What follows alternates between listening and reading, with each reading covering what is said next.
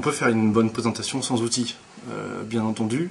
Je dirais que simplement, dans ces cas-là, il faut la travailler. Prendre la parole, c'est un travail, c'est un entraînement, c'est une performance, et il n'y a pas de secret, il faut le travailler. Si on veut faire une bonne présentation, sans être un bon orateur, c'est qu'il y a un problème à la base. Pour être bon orateur, je dirais que la base déjà, c'est d'être un orateur. C'est vraiment prendre la parole, parler, regarder l'auditoire, insister sur les mots, jouer avec les silences, faire usage de l'humour aussi, c'est très bête, mais ça permet régulièrement de réaccrocher l'audience qui peut déconnecter, qui peut faire autre chose. Je dirais aussi qu'être un bon orateur, aujourd'hui, c'est demander à tout le monde d'éteindre son téléphone et de le mettre en mode avion et non pas silencieux. Comme ça leur évitera d'envoyer des mails et des textos.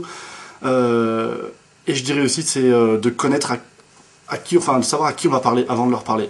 Et l'orateur, du coup, sent et voit que les gens l'écoutent. Du coup, il s'engage dans la conversation, du coup, il est présent, du coup, il est meilleur.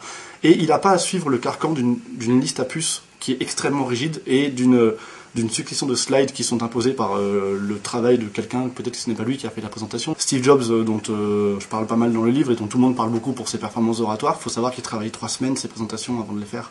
Elles paraissent naturelles, mais c'est 3 semaines de boulot et il y en a pour qui c'est naturel, la plupart des gens, il faut qu'ils travaillent. Si vous êtes là pour prouver une sorte d'expertise sur un sujet, et si vous êtes expert d'un sujet et que vous ne pouvez pas vous passer d'un PowerPoint comme prise de notes, c'est que vous ne connaissez pas votre sujet. Si vous êtes devant une audience, un auditoire, il faut les regarder, il faut exister, il faut porter sa voix. L'improvisation, comme dans une conversation, c'est ce qui permet de créer les conditions d'un échange. Et une présentation, finalement, c'est un échange.